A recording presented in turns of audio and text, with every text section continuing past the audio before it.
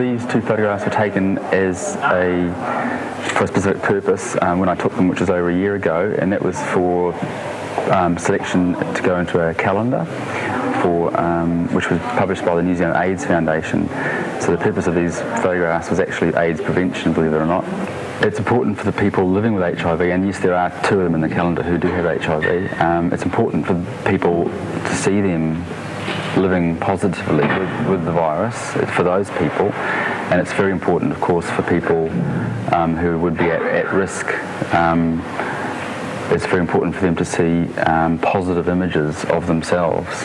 Research overseas and in New Zealand has shown that within the gay community there's still a small group of people who are contracting the virus, and the common denominator is that those people have a low self-esteem, and unfortunately they're also usually the younger gay people who have probably just been coming out or about to come out.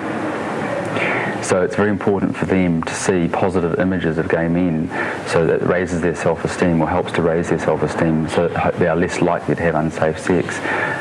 Because unfortunately in the main media as well, there are a lot of images of gay men that aren't positive, and that's the media's responsibility, if you like. It's not actually necessarily true.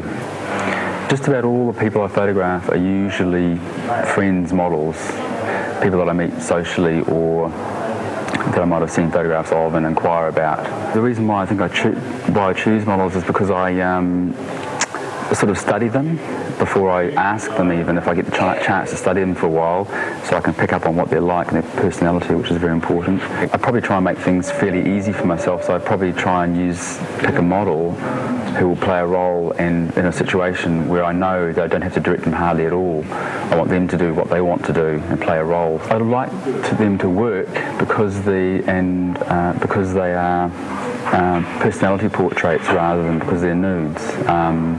A lot of images of nude images are always usually pornographic, which they are, and they show no personality, whereas I want to turn that around completely. I want them to still be able to be nude, but I want them to show all their personality.